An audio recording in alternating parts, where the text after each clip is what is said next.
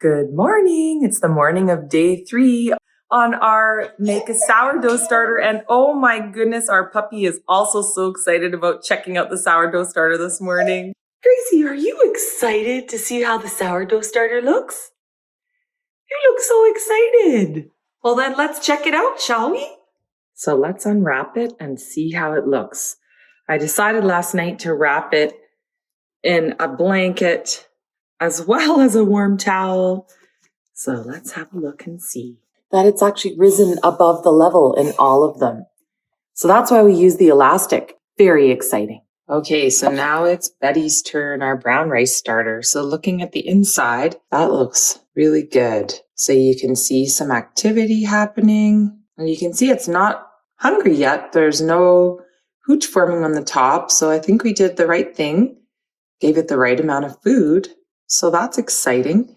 And like I said before, you can see the bubbles forming. So it's exactly where we want it to be. So let's give it a really good stir. And we're going to stir it for a little longer this time. I'm going to stir it for a good 5 minutes.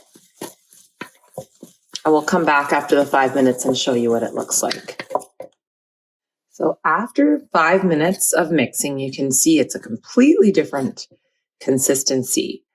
And so it's gotten really well mixed and aerated, and it should be good to go now. And so we'll check it out again this evening.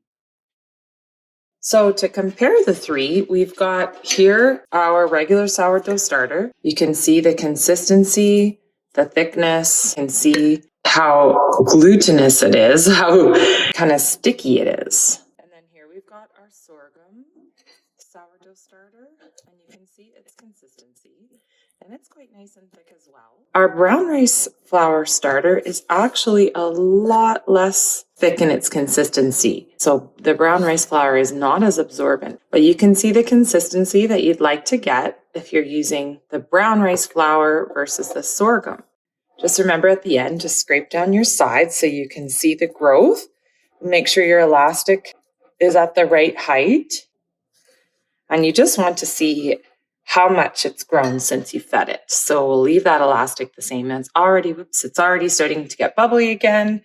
And I've got my elastic. I'm ready to cover it and put it someplace warm. So I'd love to know, how's your starter looking on day 3? Please share a picture with us in the comments, and we'll check our starters again this evening. I'll see you then. Have a great day.